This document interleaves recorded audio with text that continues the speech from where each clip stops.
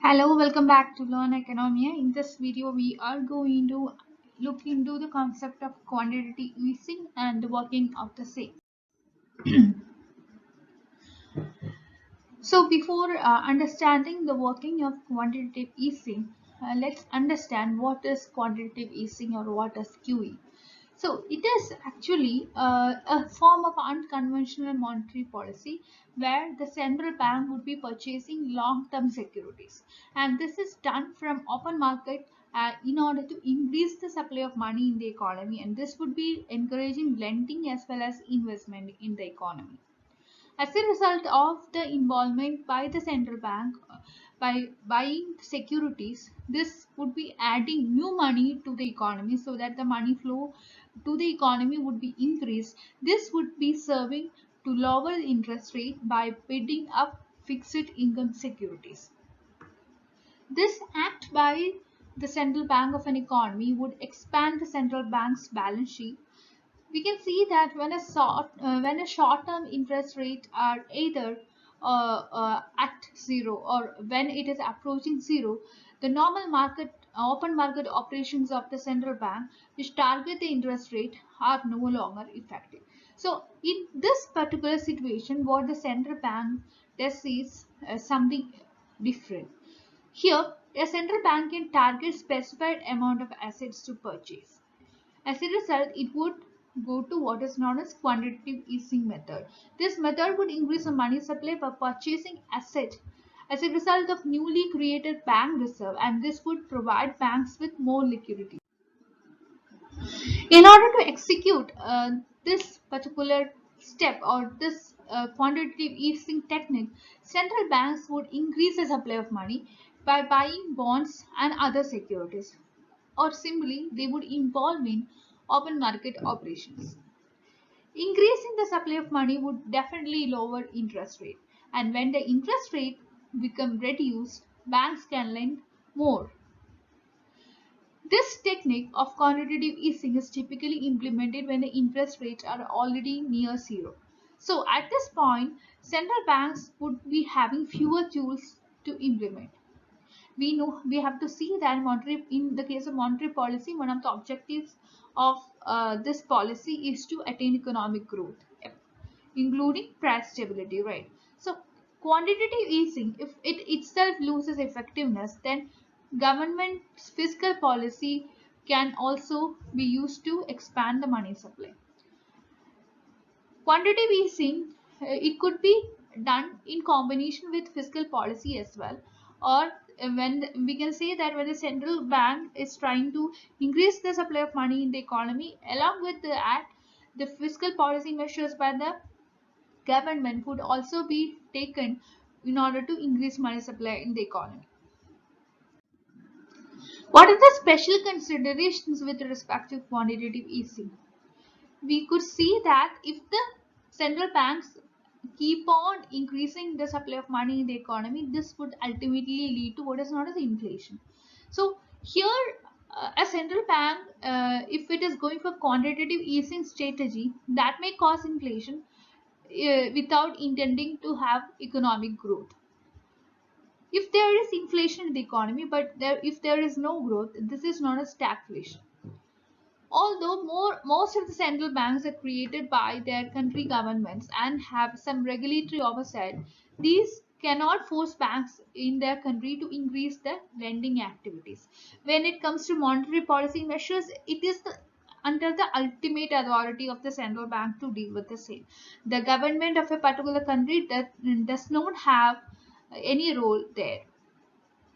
Central banks cannot force borrowers to seek money, like they cannot force borrowers to take loans and make investments.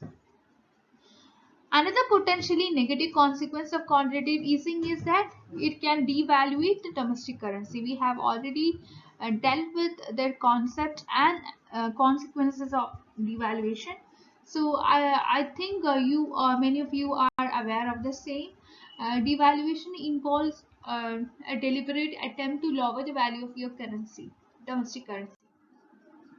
So While a devalued currency could help in domestic manufacturers to export their goods, so that the exports of a country could be cheaper in the global market, which would be helping the country to gain more of forex reserve or foreign exchanges. We have to see that this would have implications on the monetary policy measures that would be taken by the central bank.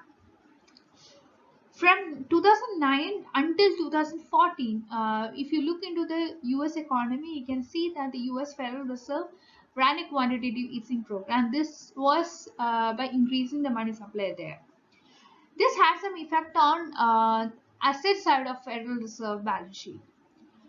The Federal Reserve's liability grew by the same amount. The goal of the program of quantitative easing was for banks to lend more, and in order to promote and in order to encourage more investment, banks would be going for central banks would be going for quantitative easing. But we could see that what actually happened was the banks held onto much of the money as excess reserves. At its pre-coronavirus peak, we can see that the US banks held $2.7 trillion in excess reserve, and this was considered to be an unexpected outcome with respect to the quantitative easing program taken by the US central bank. There have been many economists who are supporting quantitative easing, and many are actually opposing this.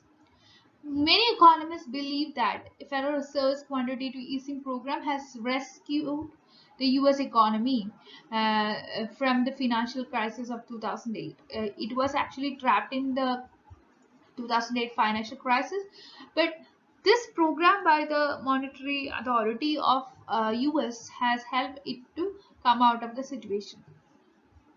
However, the magnitude of its role in subsequent recovery is very much impossible to quantify.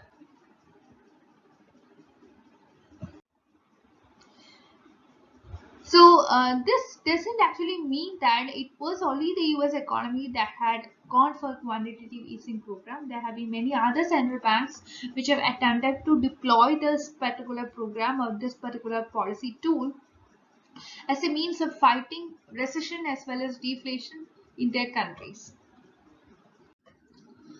As a result of the same, many countries could face inconclusive results as well. What are the examples of quantitative easing? Let's look into certain countries, real examples to see how different countries have used the quantitative easing tool to deal with its domestic problems and what were the results. Following the Asian financial crisis of 1997, Japan fell into what is known as a recession. So, beginning in 2001, the Bank of Japan, which is the central bank of Japan, it went for a quantitative easing program, and this was to curb deflation and to stimulate the economy. So, this particular bank or the central bank of Japan was buying government bonds to buy private debts as well as stock. But quantitative easing campaign failed to meet its goal in Japan. Between 1995 and 2007, we could see the Japanese GDP fell from roughly $5.45 trillion to 4.52 trillion in nominal terms.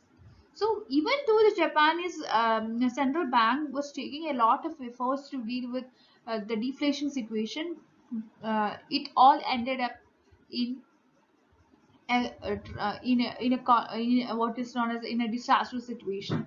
Coming to the Bank of Switzerland, the Swiss National Bank also employed this particular strategy to deal with the 2008 financial crisis. We know that many countries, almost all the countries, were badly affected as a result of the 2008 financial crisis. As a result of the same, Switzerland central bank has gone for quantitative easing.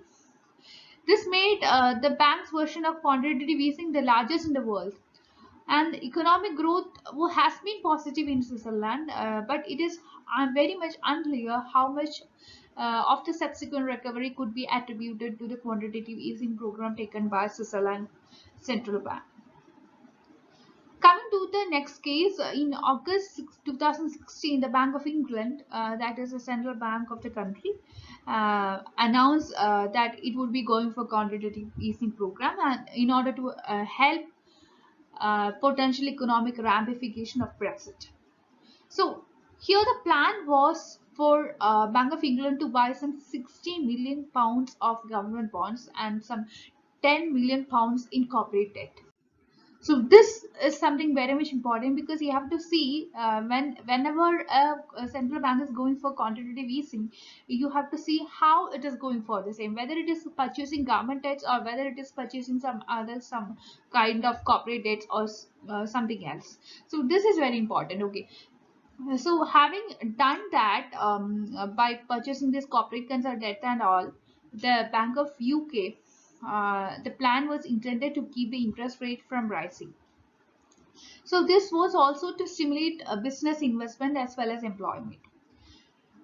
From August 2016 through June 2018, we can see that the gross fixed capital formation of the country was growing at an average quarterly rate of 0.4%. This is considered to be lower than the average rate. As a result, many economists are saying that whether or not there is growth, a quantitative easing program is something that is still a question. It's still a question, means still it is under discussion. On March 15 of 2020, the US Federal Reserve has announced that it would be purchasing some assets as an emergency measure to provide liquidity to financial system of the country. And this decision actually was made as a result of the outbreak of COVID-19. And we know that the entire world was badly affected as a result of COVID-19, and there were subsequent actions which had indefinitely expanded the QE action by the US. So we can see that we have already seen how different countries have gone for quantitative easing and how many countries failed as a result of this particular program. Now here we are going to answer, how does quantitative easing work? We have already discussed this, but in a nutshell, how does it work? So it is actually a monetary policy, this kind of a thing, where the central bank would try to increase liquidity in the system by purchasing long dated government bonds. So here you have to stress the importance of long dated. That is very much important. That is, it is trying to increase the liquidity by purchasing, by engaging in the open market operations, by purchasing some bonds. And this was used in 2001 by the Bank of Japan, but we can see that it is also adopted by several other countries. By purchasing securities from banks, central bank hopes to stimulate economic growth by empowering banks to lend more. Next question is, quantitative easing a kind of printing money? So many critics are telling that this is effective form of printing money. So these critics are actually, they are pointing that to the examples of history where money printing had led to hyperinflation. So they are citing the exact cases of Zimbabwe, Germany, etc. But proponents of this particular policy tool says that because when bank uses because it uses banks as the intermediaries rather than placing cash directly in the hands of people, this method would carry less risk of producing runaway inflation. Another question is, quantitative easing cause inflation? Still, this question is under debate. Many people are supporting this and many are opposing this. We can see that there is no disagreement whether quantitative easing causes inflation, but the extent, to what extent it causes that. So this is the topic of discussion here. Many people are telling that it would cause runaway inflation. Many people are telling that it would cause creeping inflation. Many people would telling they are telling that it is causing some kind of galloping inflation. So the extent to which it causes inflation, that is a question. So we can see that the Bank of Japan is repeatedly engaging in this policy as a deliberate way to increase inflation. But these attempts have failed, with inflation remaining extremely low levels since late 1990s. Many critics want the US central bank when it went for the use of quantitative easing in the years following 2008 financial crisis. So far, we can see that the rise in inflation has yet to materialize. So that's all for today. I hope you could get some understanding with respect to the quantitative easing programs and how different countries have gone for this program to deal with its economic scenario.